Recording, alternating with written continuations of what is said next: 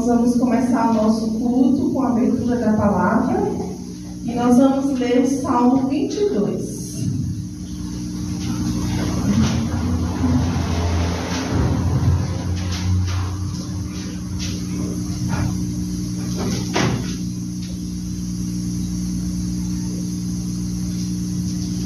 Amém.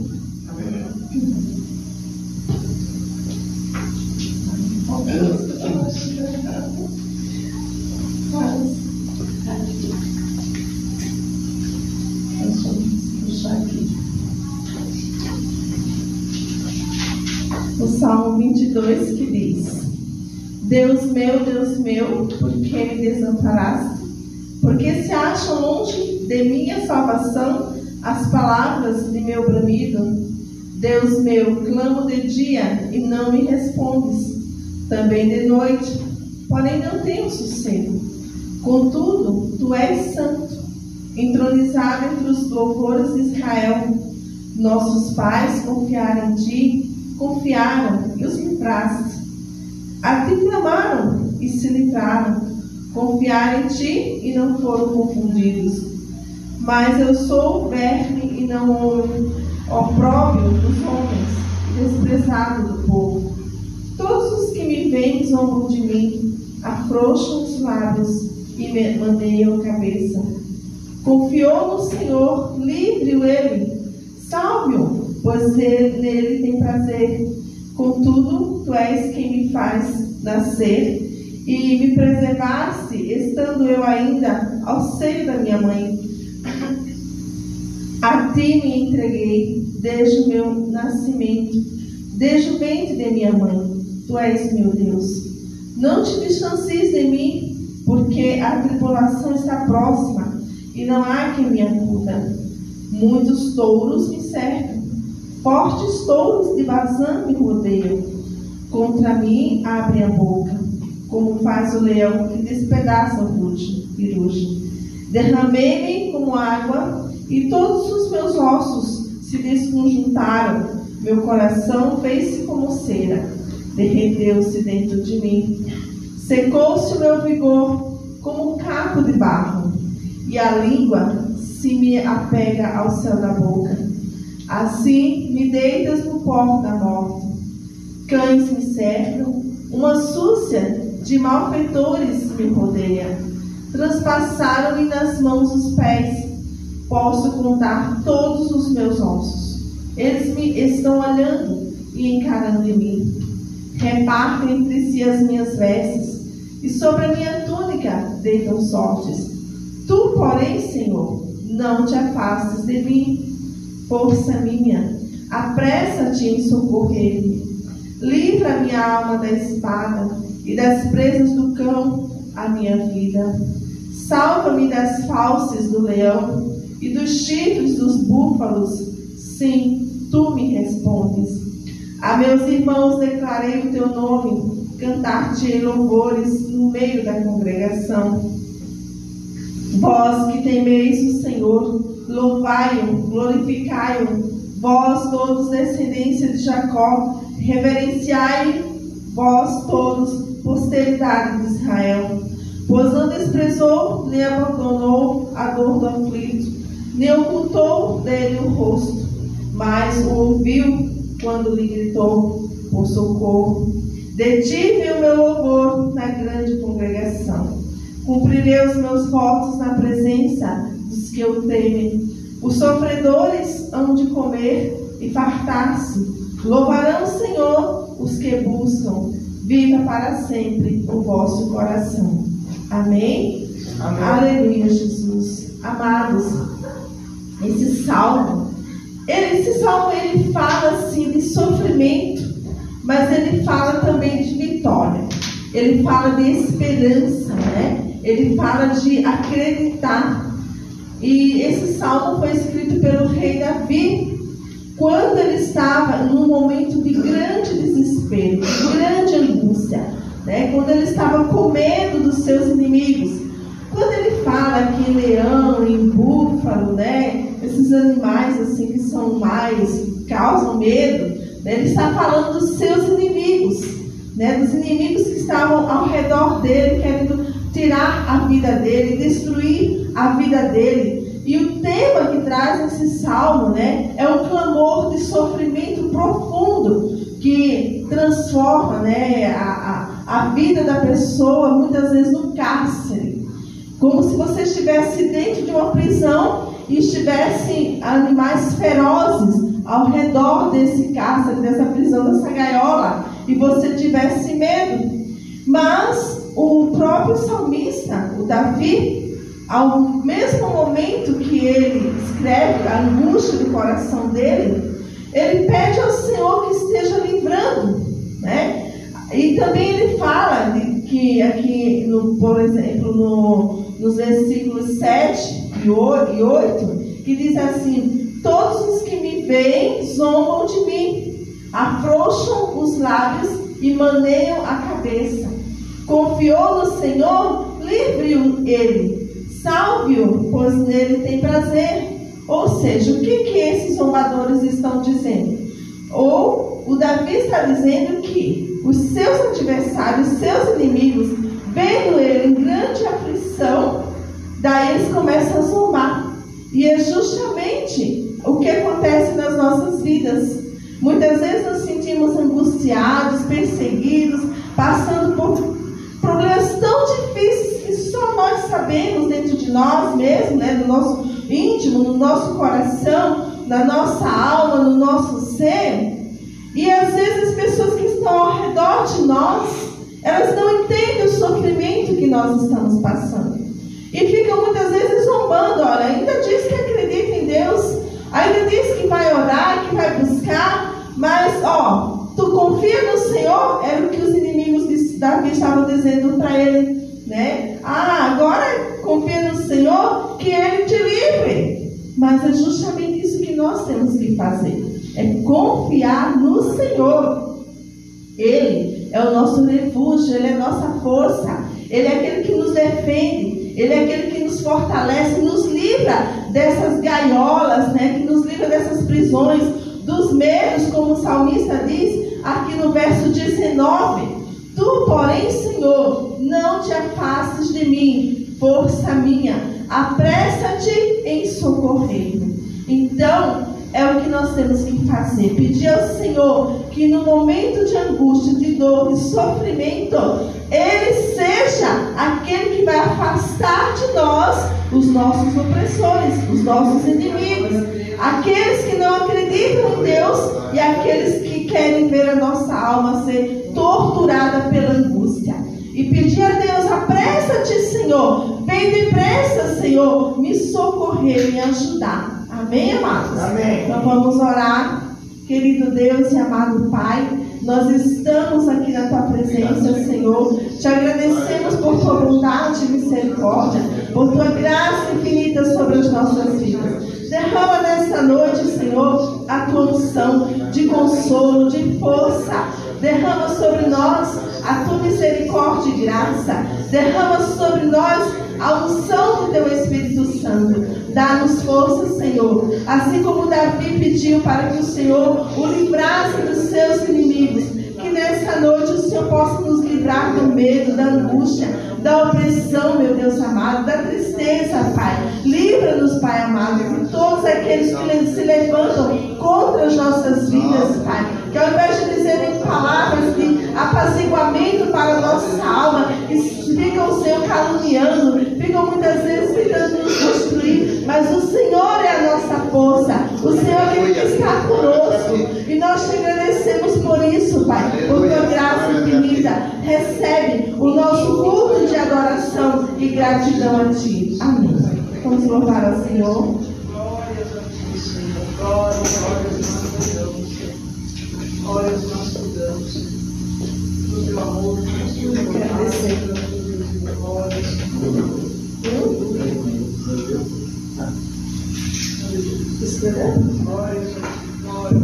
Aleluia, Jesus.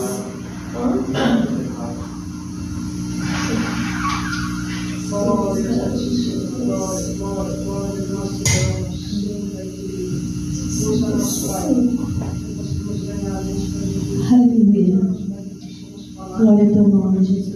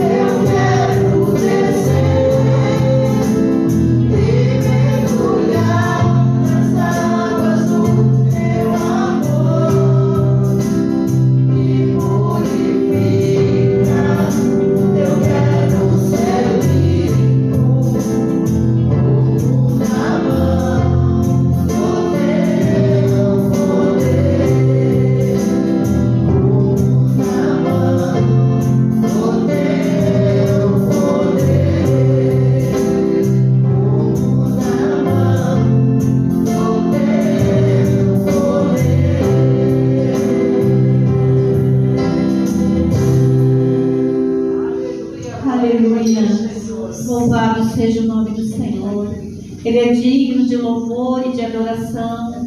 Senhor amado, nós te agradecemos por mais um dia, Senhor, por estarmos aqui, Senhor, na tua presença, Senhor. A tua palavra diz, Senhor, quem entrará na sala do trono? Aquele que tem as mãos limpas e o coração puro. Senhor, somente o teu Espírito Santo pode fazer isso em nossa vida, Senhor. Venha lavar, Senhor. Venha, Senhor, purificar, Senhor, santificar a tua igreja, Senhor. Derrama, Senhor, da tua presença, Pai. Passa com tua santidade, Senhor. Nós queremos ser como Naamã, Senhor, lavados, curados pelo Senhor. Oh, Espírito Santo, o Senhor é bem-vindo em nosso meio, Espírito Santo. O Senhor é bem-vindo em nosso meio. Nós queremos a tua presença em nossa vida, Senhor. Que o Senhor venha tomar nossa mente, Senhor, nosso coração, Espírito Santo. Venha tomar a direção deste culto. Venha tomar, Senhor, a direção da pregação, Senhor. Que tudo seja feito segundo o teu querer, segundo a tua vontade. Que hoje, Senhor, venha ser feito aquilo que o Senhor quer, Pai. Que o Senhor venha falar, Senhor, neste lugar, ó Pai. Que o Senhor venha, Senhor, com a tua boca, ó Deus, falar conosco nessa noite, ó Deus. Nós queremos ouvir a tua voz, Senhor, dizendo que nos ama, Senhor, que nos perdoa, Senhor. Obrigada, Senhor. Purifica e santifica a tua igreja, Senhor. Lava-nos, Senhor, e cura-nos, Senhor, assim como o Senhor fez com Naamã. Obrigada, Senhor, em nome de Jesus. Amém. Vai reparando, Senhor. Bendito seja cada um, Senhor, que está aqui nessa noite. Em tuas mãos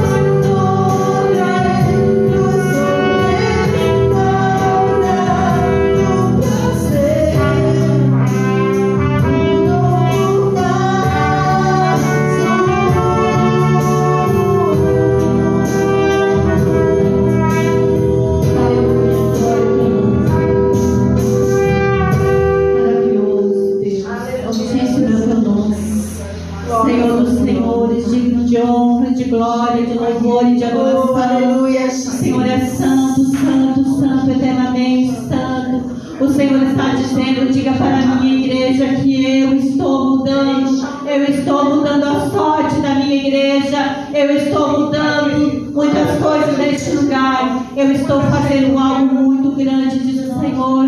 Eis que eu estou abrindo portas que homem não fechará. Eu, o Senhor, estou convosco, por isso não tema, igreja minha. Eu, o Senhor, estou presente neste lugar. Receba, Senhor, receba a nossa adoração, Pai, receba o nosso louvor. O Senhor é digno de louvor e de adoração. O Senhor é o amado da nossa alma. Receba, Senhor, receba Jesus. Oh, Senhor, nós temos sede.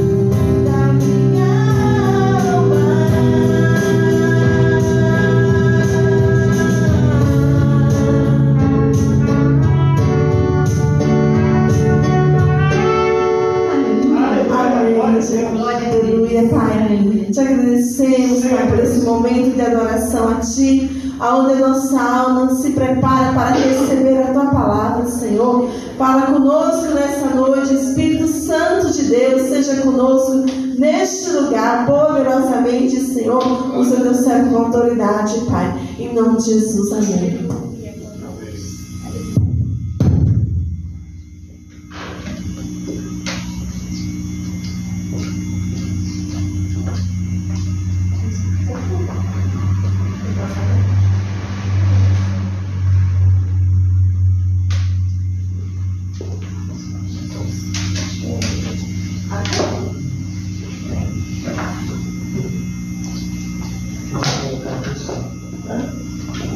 Sim.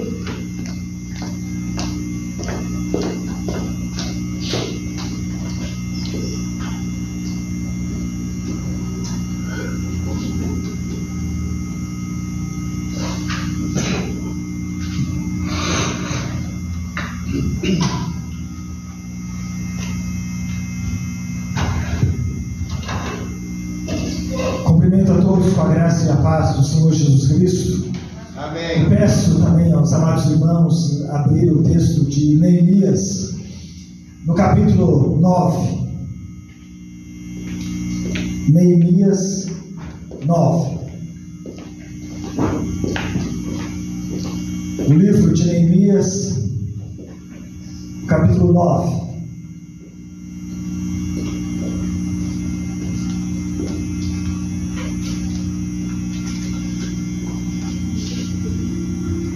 É um texto bastante longo. Nós vamos começar lendo apenas alguns versículos. Neemias capítulo 9.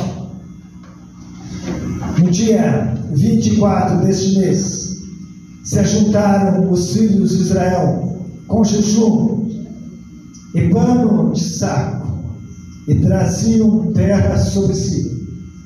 Os da linhagem de Israel se apartaram de todos os estranhos, puseram-se em pé e fizeram confissão dos seus pecados e das iniquidades de seus pais.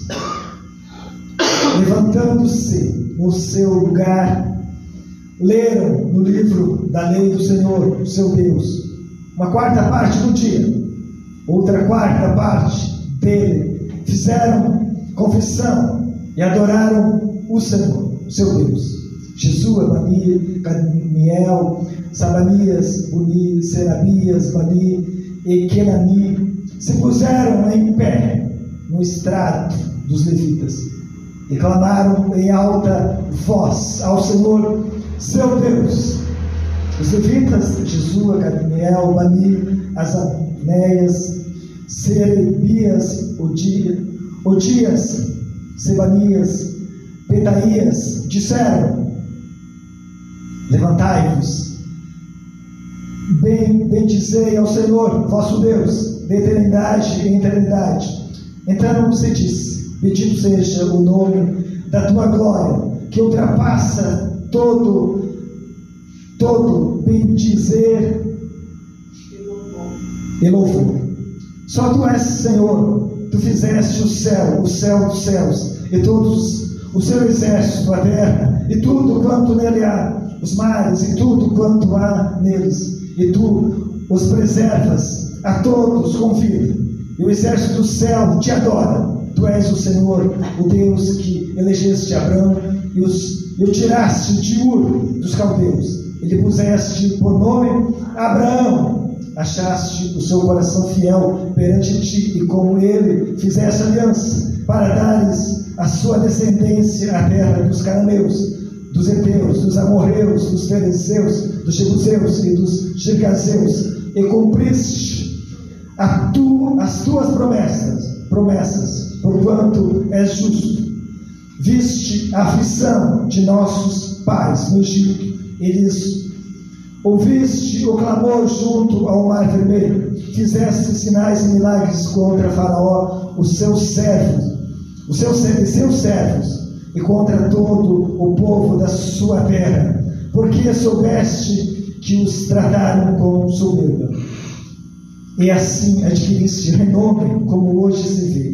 Dividiste o mar perante eles, de maneira que o atravessaram em seco. Lançaste os seus perseguidores nas profundezas, como uma pedra nas águas impetuosas. Guiaste-os de dia por uma coluna de nuvem, e de noite por uma coluna de fogo, para lhes alumiar o caminho por onde haviam de ir.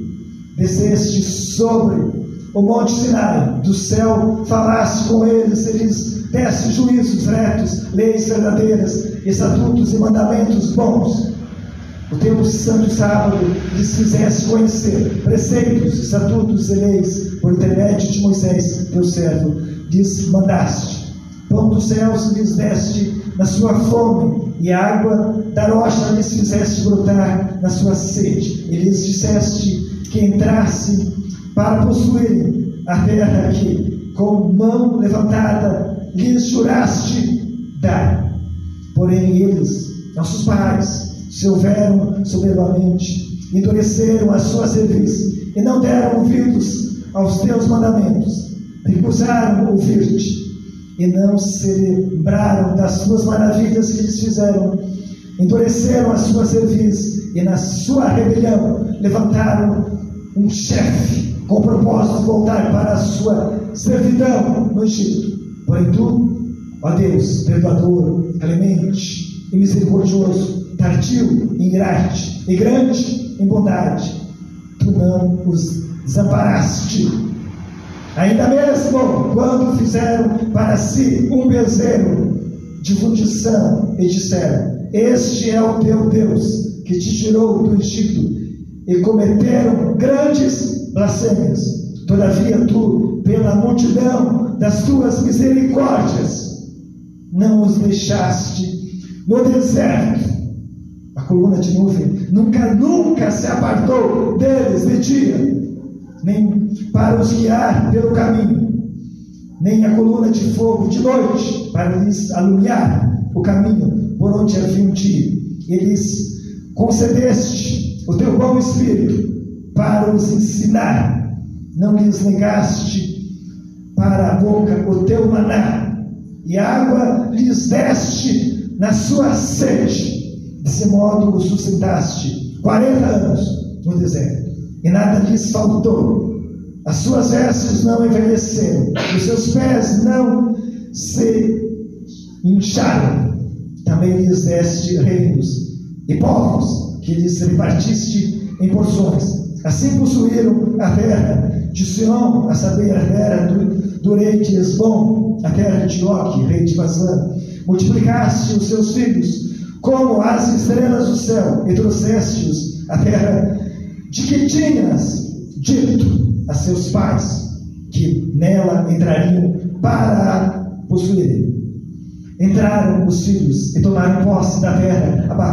Abateste perante eles os moradores da terra, os cananeus, e os entregaste nas mãos, como também os reis e os povos da terra, para fazerem deles segundo a sua vontade. Tomaram cidades fortificadas e terra fértil, e possuíram casas cheias de toda sorte de coisas boas, cisternas cavadas, vinhas e olivais e árvores frutíferas em abundância. Comeram e se fartaram e engordaram, e viveram em delícias pela tua grande bondade. Ainda assim foram desobedientes e se revoltaram contra ti, viraram as costas à tua lei e mataram os teus profetas que protestavam contra eles, para os fazerem voltar a ti, e cometeram grandes blasfêmias, pelo que os entregaste nas mãos dos seus opressores, que os angustiaram. Mas no tempo da sua angústia, clamando eles a ti, dos céus tu os ouviste. E segundo a tua grande misericórdia, lhes deste libertadores, que os salvaram das mãos dos que os oprimiam. Porém, quando se viam em descanso, tornavam a fazer o mal diante de ti, e tu os desamparavas nas mãos dos seus inimigos, para que dominassem sobre eles. Mas, convertendo-se eles e clamando a ti, tu os ouviste dos céus, e segundo a tua misericórdia os livraste muitas vezes. Testemunhaste contra eles para que voltassem à tua lei, porém eles se houveram soberbamente e não deram ouvidos aos teus mandamentos, mas pecaram contra os teus juízos, pelo cumprimento dos quais o homem viverá. Obstinadamente deram de ombros, endureceram a cerviz e não quiseram ouvir. No entanto, os aturaste por muitos anos e testemunhaste contra eles pelo teu Espírito, por intermédio dos teus profetas. Porém eles não deram ouvidos, pelo que os entregaste nas mãos dos povos de outras terras. Mas pela tua grande misericórdia não acabaste com eles, nem os desamparaste, porque tu és Deus clemente e misericordioso. Pai, que maravilha poder ler esse capítulo 9 de Neemias, essas palavras que não foram ditas somente para aquela época, para aquele povo, mas para nós, que podemos aprender e ver e saber quem tu és e o que tu fazes. Obrigado, Deus, por essa oportunidade que temos de ouvir tua voz, de aprender de ti, de nos deleitar na tua santa Escritura e viver para ti. Usa a minha vida, que essa palavra venha criar raízes profundas, porque é para nós que foi escrito. Para nós, Deus, então somente para nós. Nos ajude. Em nome de Jesus. Amém. Amém. Os irmãos podem sentar por um instante. Não é que tenho dificuldade de ler, mas não porque não sei ler, mas por causa dos meus óculos que estão envelhecidos. Mas nessa noite eu quero falar algo tremendo para nós, uma palavra que nos choca e que nos chama a atenção. Esse capítulo nós poderíamos ler milhares de vezes e nos enxergar nele, porque estamos diante do espelho, de um espelho maravilhoso que é a palavra de Deus, que mostra quem nós somos e quem Deus é. A atitude nossa diante dele, de rebelião, de coração obstinado, de dura serviço, de ingratidão. Talvez ao ler nós pensávamos, não é para nós. E nós vemos nesse texto a grande bondade de Deus, quanto Ele é clemente e misericordioso. Então nessa noite eu quero falar sobre o arrependimento contínuo, esse pesar, essa tristeza, essa metanoia, essa mudança de mente, de coração, de atitude, que deve ser algo ininterrupto, contínuo, sempre. Não somente uma vez. Nós nascemos nessa vida que Deus nos deu, vida nova, vida com propósitos, nos implantou uma nova natureza, tivemos esse novo nascimento. Foi através da fé e também do arrependimento. Ninguém pode chegar, se aproximar de Deus, ser nova criatura, nascer de novo, se tornar filho de Deus, se não for através do arrependimento, da tristeza, da contrição, do pesar, da mudança de atitude. 30 anos atrás, lá nos Estados Unidos, foi legalizado, se legalizou o assassinato de bebês no útero, até o momento do nascimento, por praticamente qualquer motivo.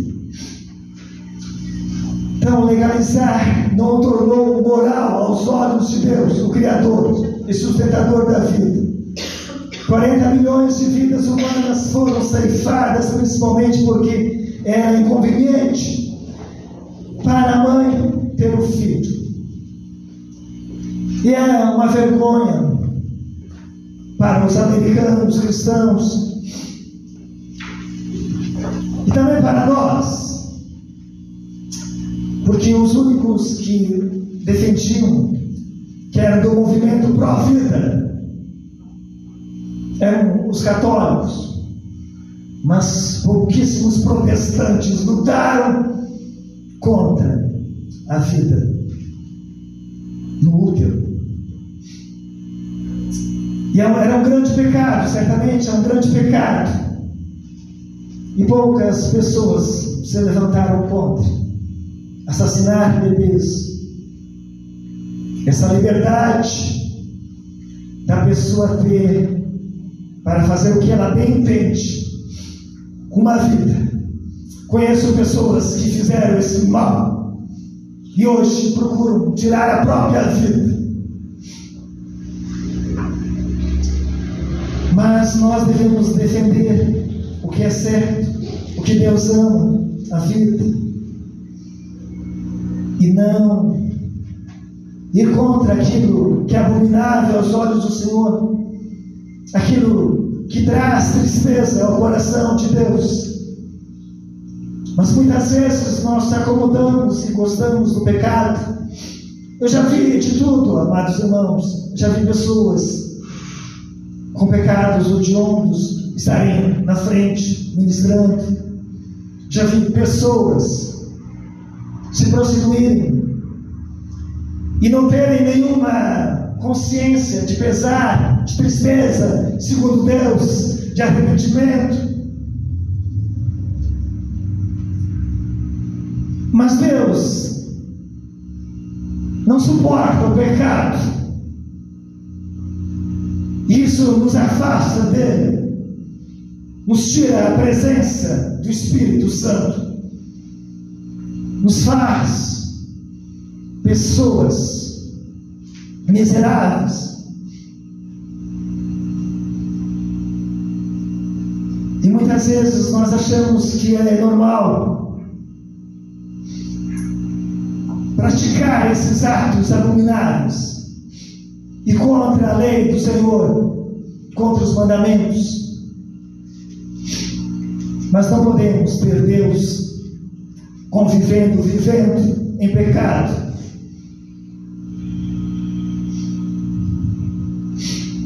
Devemos lutar, então, por aquilo que Deus luta. Esses pecados graves da nação devem chamar a nossa atenção.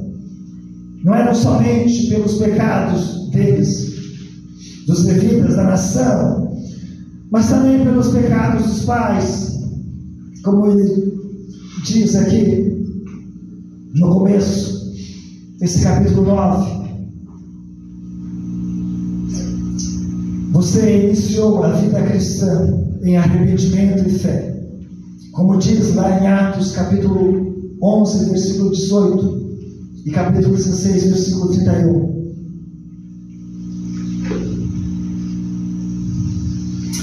Se não nos arrependermos dos nossos pecados, não podemos ter essa salvação que está em Cristo. Somente através de uma mudança radical, de um arrependimento genuíno, podemos nascer de novo. Em Colossenses 2,6 diz: portanto, assim como recebeste a Cristo Jesus, o Senhor, assim também andai nele. Nós recebemos de que maneira o Senhor Jesus?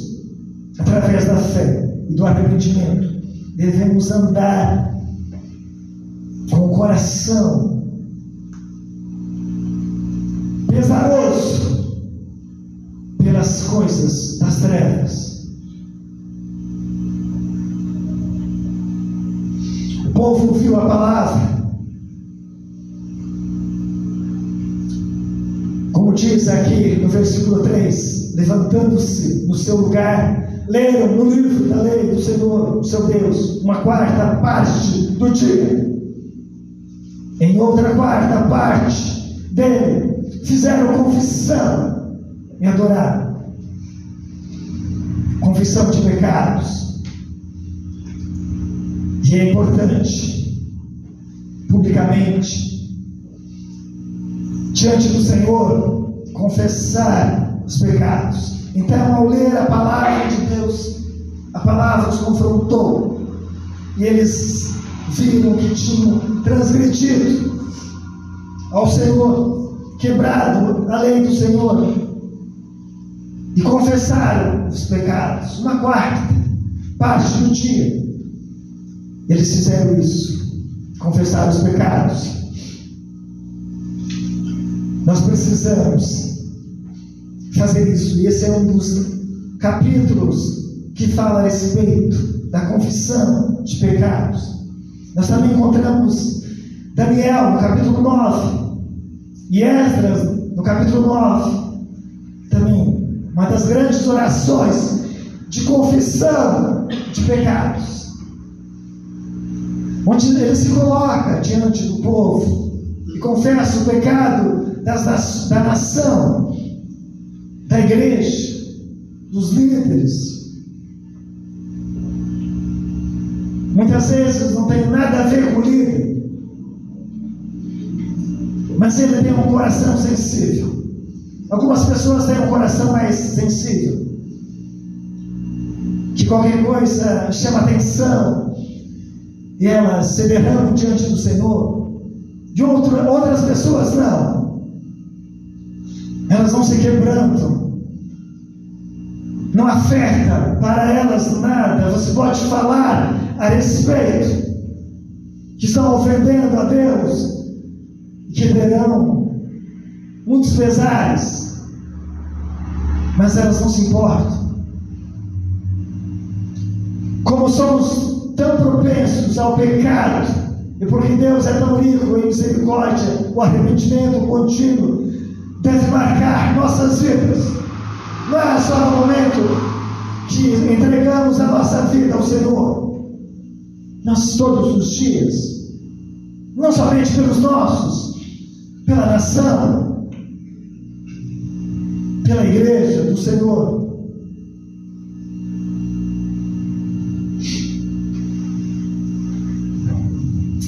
Sabemos que alguns, por natureza, são mais melancólicos, enquanto outros, por natureza, são mais alegres e otimistas. E estes, muitas vezes, não se derramam diante do Senhor, não confessam, por causa da sua personalidade. Mas devemos ser quebrados e confessar o pecado. E alguns vão dizer: ah, isso não me traz uma tristeza, basta confessar, pedir perdão, estamos sob a graça de Deus. Então a graça de Deus é abundante, é superabundante, e eu posso pecar, porque Deus sempre vai me perdoar. A pessoa se esquece que há consequências que virão sobre a vida dela, e quando virem as consequências, ela vai lembrar: olha, foi por aquilo que eu fiz. E agora estou colhendo o que plantei. Então, existe esse tipo de pessoas que vão sempre dizer: estou debaixo da graça de Deus, posso cometer, mas fará de Deus inimigo, porque ele odeia o pecado. E o pecado é tão odioso que levou o seu filho à cruz. E essas pessoas vão dizer: portanto, nenhuma condenação há para os que estão em Cristo Jesus. Posso pecar. Mas se você é esse tipo de pessoa superficial, que ignora facilmente o seu pecado, certamente não entendeu a morte de Cristo. E esse texto não faz sentido. Mas essa passagem fala a respeito da confissão de pecados, não somente pessoais, mas corporativos, da nação. E esse capítulo traz 3 lições simples para nós. Primeiramente, somos muito propensos ao pecado. Não temos como fugir, estar nossa volta.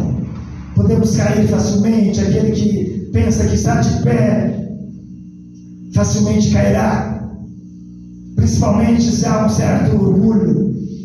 Se você acha que é uma pessoa espiritual demasiadamente, cedo ou mais tarde cairá. Então devemos abrir os olhos. E o capítulo relata não apenas os pecados do povo escolhido de Deus, mas pior, ele relata os pecados, e apesar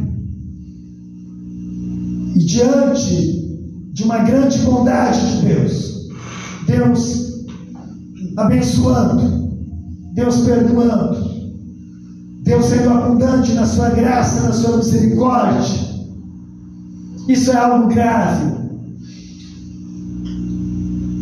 Porque Deus demonstra misericórdia e nós continuamos transgredindo, ofendendo.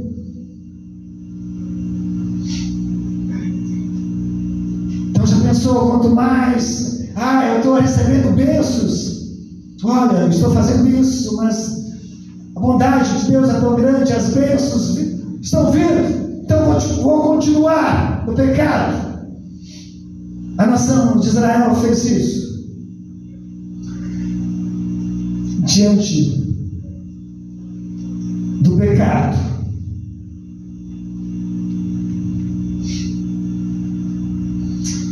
então foi depois de uma leitura prolongada, como diz o versículo 3, levantando-se no seu lugar, leram no livro da lei do Senhor seu Deus uma quarta parte do dia.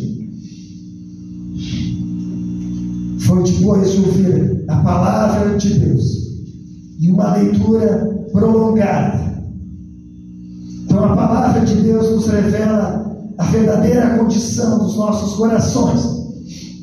E o pecado nos engana e nos cega para a nossa verdadeira condição. E somos propensos a nos comparar com os outros. Eu sou melhor do que aquela pessoa, do que aquele irmão. Olha como a vida dele é miserável. Ele bebe, ele fuma, ele faz isso. Sou melhor do que ele. Mas o padrão, o paradigma não é nós com o irmão, com o crente. Nós devemos olhar para o Senhor. Ele é o modelo. E daí você vai sempre se ver miserável, porque Jesus é perfeito. Então, se há soberba em nosso coração, acharmos que somos superiores aos outros, pare de olhar para o seu irmão. Olhe para o Senhor. Você verá que está muito aquém dos padrões que Ele requer de nós, de eu e de você. Aquele homem, aquele fariseu, ele chegou estava no templo, e ele dizia: não sou como os demais, como aquele cobrador de imposto. Eu jejuo 2 vezes por semana, eu dou o dízimo, não sou vigarista, não adultero, jejuo 2 vezes por semana, pago o dízimo de tudo o que ganho. Lá em Lucas capítulo 18. Então ele se comparou, achando que era melhor do que os outros. Mas o cobrador de impostos batia no peito e dizia: Senhor, tem misericórdia de mim, que sou pecador.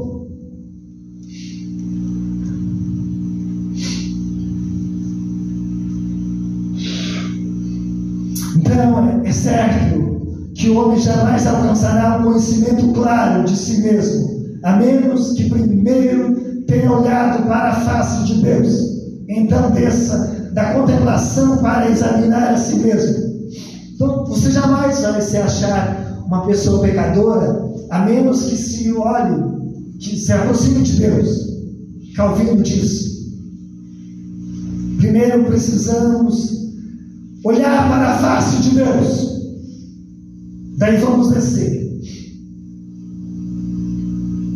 Pois se não olharmos para a face de Deus, não se aproximarmos de Deus, aquelas pessoas que se aproximam de Deus em oração, entre aspas, e dizem: olha, eu sou melhor do que irmão, e se acham espiritualmente superiores, essas pessoas nunca estiveram na presença de Deus. Porque quem esteve na presença do Senhor, ele desce humildemente, e ele considera o irmão superior.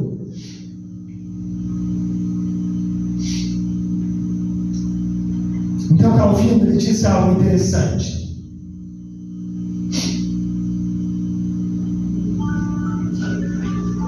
Ele diz: é certo que o homem jamais alcançará um conhecimento claro de si mesmo, a menos que primeiro tenha olhado para a face de Deus. Então desça da contemplação para examinar a si mesmo, pois sempre nos parecemos justos, íntegros, sábios e santos, e este orgulho é inato em todos nós.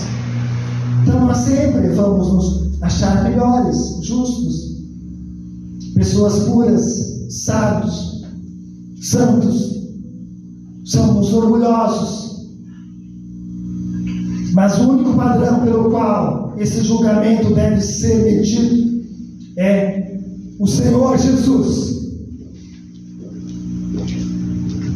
E aqui no versículo 26, ele diz o seguinte: ainda assim foram desobedientes e se revoltaram contra ti, viraram as costas à tua lei e mataram os teus profetas que protestavam contra eles, para os fazerem voltar a ti e cometerem grandes blasfêmias, pelo que os entregaste nas mãos dos seus opressores, que os angustiaram. Mas no tempo da sua angústia clamando eles a ti, dos céus tu os ouviste, e segundo a tua grande misericórdia lhes deste libertadores, que os salvaram das mãos dos que oprimiram. Porém, quando se viam em descanso, tornavam a fazer o mal diante de ti. Então esse ciclo, no caso ali do povo de Israel, no tempo dos juízes, se repete.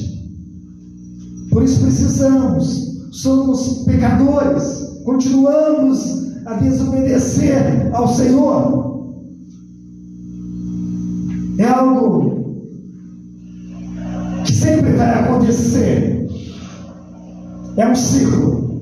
Muitas vezes achamos que não, eu pequei agora e depois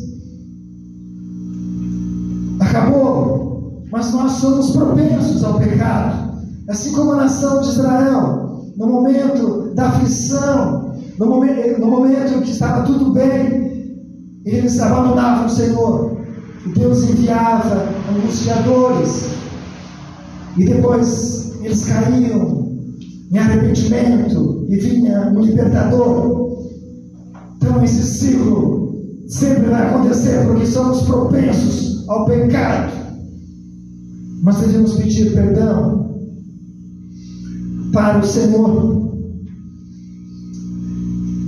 Somos propensos para o pecado. Mas Deus é tão rico em misericórdia. No versículo 6, ele diz o seguinte: só tu és Senhor, tu fizeste o céu, os céus dos céus, e todo o seu exército, a terra e tudo quanto nela, os mares e tudo quanto há neles, e tu os preservas de todos com vida, e o exército dos céus te adora. Então a Bíblia começa exaltando o nome de Deus, mostrando que Ele é o Criador. Então a Bíblia começa com Deus, sendo Criador, Todo-Poderoso, que dá vida ao todo ser vivente.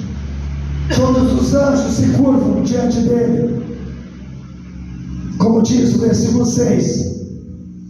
E no verso 7 ele diz que Deus escolheu Abraão. Tu és o Senhor, o Deus que elegeste Abraão, os tiraste de Ur, dos Caldeus, e lhe puseste o nome Abraão. E ele vai continuando, o versículo 8, dizendo: achaste o seu coração fiel perante ti, e com ele fizeste aliança, para dares à sua descendência a terra dos cananeus, dos heteus, dos amorreus, dos ferezeus. E no versículo 9: viste a aflição de nossos pais no Egito, e lhes ouviste o clamor junto ao mar vermelho, mostrando a compaixão de Deus. Deus é sempre o objeto desse amor. Ele sempre tem a iniciativa. A iniciativa está em Deus, em formar um povo, escolher Abraão, ser o Criador, como diz o versículo. Criou todas as coisas. Os anjos se curvam e adoram. E tirou o povo lá do Egito. Mostra ele como o sujeito, o iniciador dessa grande obra de misericórdia, de graça, de perdão. No versículo 17 mostra a benignidade de Deus.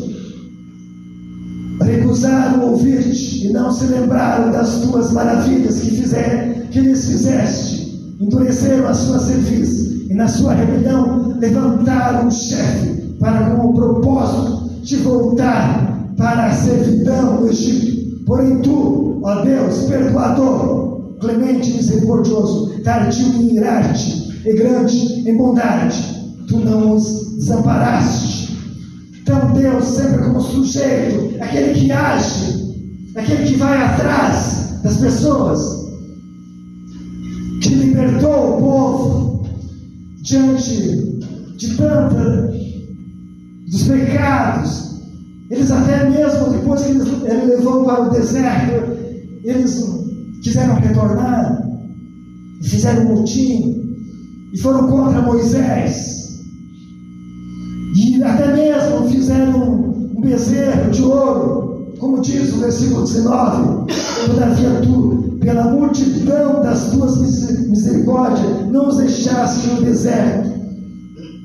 A coluna de nuvem nunca se apartou deles de dia, para os guiar pelo caminho, nem a coluna de fogo de noite, para lhes alumiar o caminho, por onde havia a fim de ir.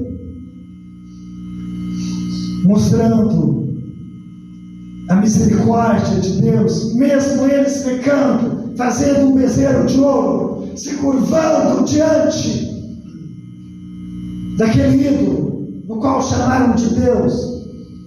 Deus não tirou a sua coluna de fogo, nem a nuvem.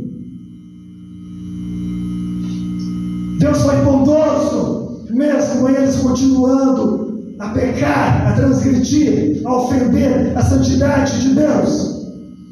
Mostra a grande paixão, o grande perdão e a misericórdia de Deus.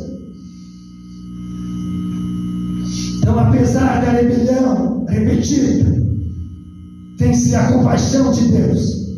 A compaixão de Deus foi maior. Como diz o versículo 27. Pelo que os entregaste nas mãos dos teus opressores, que os angustiaram. Mas no tempo da sua angústia clamaram eles a ti, dos céus, tu os ouviste. E segundo a tua grande misericórdia, lhes deste libertadores, que os salvaram das mãos dos que o oprimiram.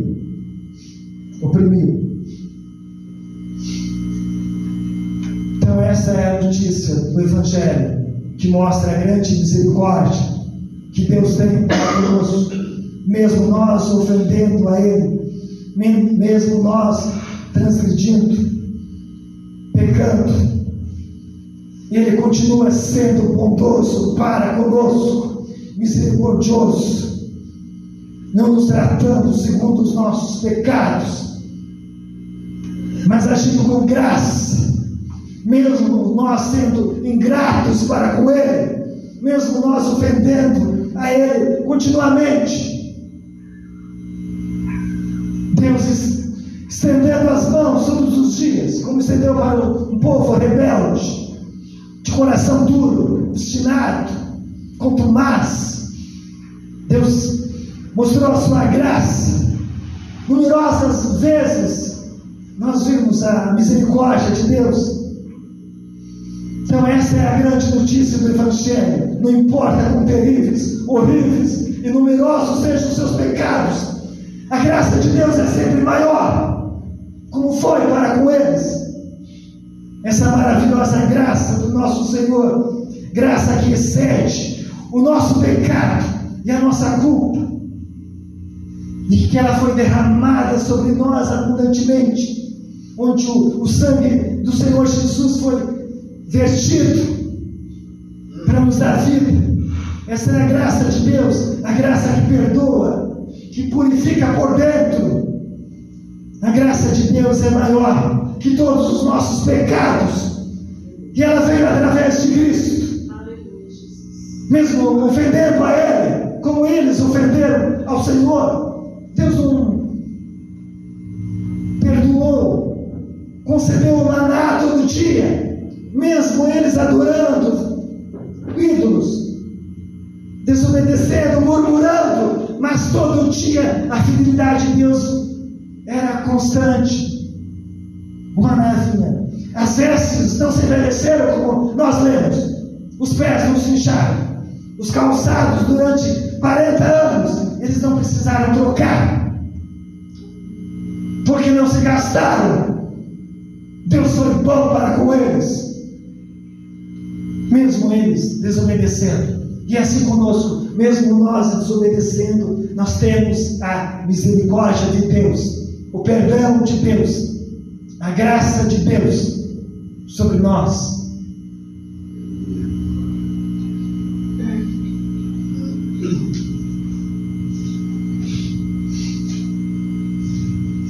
Como diz o versículo 17: recusaram ouvir-te e não se lembraram das suas maravilhas que lhes fizeste, endureceram a sua cerviz e na sua rebelião levantaram um chefe, com o propósito de voltarem para a sua servidão no Egito. Porém tu, ó Deus perdoador, clemente e misericordioso, tardio em irar-te e grande em bondade, tu não os desamparaste. Meu irmão, nós deveríamos a cada dia exaltar o nome de Deus, porque Ele nos perdoa, não nos trata segundo os nossos pecados, mas é tardio em irar-se. Como um pai se compadece dos seus filhos, Deus se compadece dos que o temem.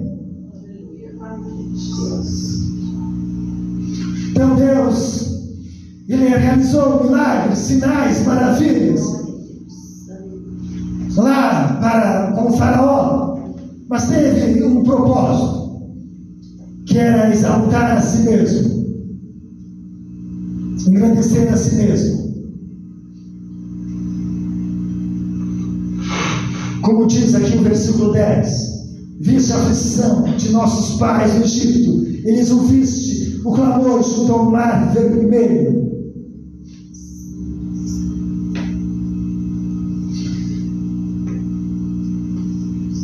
Meus irmãos, nós temos que aprender duas coisas. A misericórdia abundante de Deus é principalmente para que Ele seja glorificado, somente secundariamente para nosso benefício.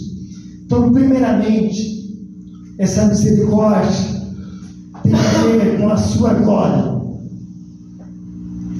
Ele exerce o seu perdão, a sua misericórdia, para que Ele seja exaltado, glorificado. Tem a ver com Ele, não conosco, primeiramente. Ele deseja ser exaltado eternamente, e Ele é exaltado no momento em que Ele derrama o seu perdão, a sua misericórdia, sua compaixão. Mas não é primeiramente por nossa causa, por causa dele, pelo seu grande nome, pela sua fama, pela sua glória, pelo seu poder. Ele faz essas coisas, Ele derrama essa misericórdia, essa graça. Então a salvação que Deus trouxe não é primeiramente por nossa causa.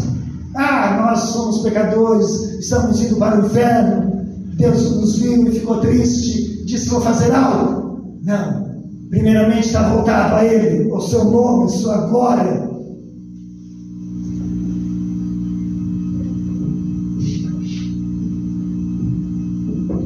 E só em segundo lugar é voltado ao homem. Então a abundante misericórdia de Deus não vem até nós por meio de algo em nós, mas por meio de sua livre graça em Cristo, por aquilo que Cristo fez na cruz do Calvário.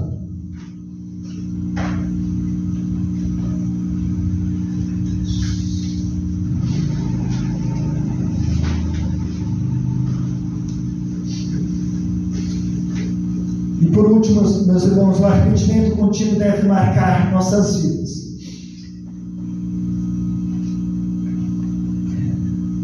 Mais uma vez, há um paradoxo, uma ironia nas Escrituras. Os crentes devem se alegrar sempre e ainda assim devem lamentar pelos pecados. Este luto pelo pecado deve ser tanto pelos nossos pecados pessoais quanto pelos pecados coletivos. Então não é só pelos nossos, mas também pela nação, assim como eles fizeram. Verso 32: agora, pois, ó Deus, nosso Deus, agora, pois, ó nosso Deus, ó Deus grande, poderoso e temível, que guardas a aliança e a misericórdia, não menosprezes toda a aflição que nos sobreveio a nós, aos nossos reis, aos nossos príncipes e aos nossos sacerdotes, aos nossos profetas, aos nossos pais e a todo o teu povo, desde os dias dos reis da Assíria até o dia de hoje, porque tu és justo em tudo quanto tem vindo sobre nós, pois tu fielmente procedeste e nós perversamente. Os nossos reis, os nossos príncipes, os nossos sacerdotes, os nossos pais nos guardaram a tua lei, não guardaram a tua lei, nem deram ouvidos aos teus mandamentos e aos teus testemunhos que testificaste contra eles. Peço aos amados irmãos ficarem em pé, de pé.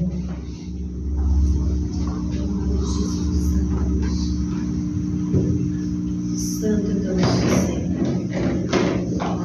aleluia. Deus amado, Esta noite é uma noite marcada para nós, porque todos nós somos pecadores por natureza. Todos nós temos algo para confessar diante de Ti. Não somos puros, Senhor. Precisamos do sangue do Senhor Jesus para purificar a nossa vida, nosso corpo, a nossa alma, a nossa mente.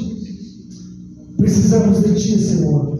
Muitas vezes olhamos para nós e nos achamos superiores aos outros, porque recebemos graça, porque temos uma casa confortável, porque temos bênçãos, Senhor, porque recebemos bênçãos de Ti, Senhor, misericórdia e perdão. Mas não devemos achar que somos superiores a ninguém, Senhor, porque o nosso padrão, o nosso espelho é a Tua palavra, é o Senhor Jesus, e Ele é perfeito, e nós somos transgressores. Deus, nos ajude a andarmos em santidade, a confessar os delitos, aquelas coisas que o Senhor aborrece, aquilo que traz pesar, tristeza. Essa tristeza não seja segundo o mundo, mas tristeza segundo Deus. Que tenhamos, Pai, essa mudança na mente, no coração, em atitudes, não somente em palavras, mas em atitudes, Deus.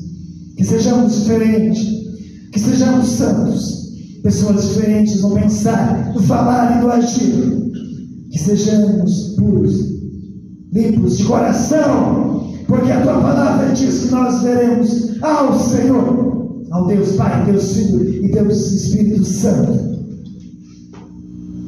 Deus, nós precisamos disso, de santidade, de santificação, de limpeza.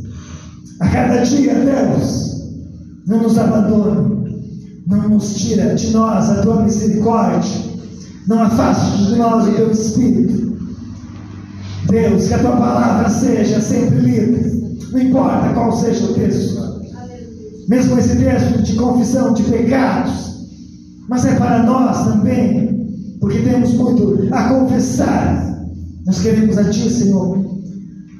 Pai, o que me chamou a atenção foi que diante de tantos pecados tão graves, Senhor, Deus não abandonou o Seu povo. Deus continuou abençoando, suprindo as necessidades deles, mesmo eles sendo ingratos, perversos, de dura serviço, de coração obstinado, de dois corações. Mas Deus sempre foi com eles, mas trouxe a disciplina, a consequência sempre veio. Por isso Deus nos livra. Nós queremos santidade, queremos, Deus, a Ti. Não podemos seguir a Ti vivendo no pecado.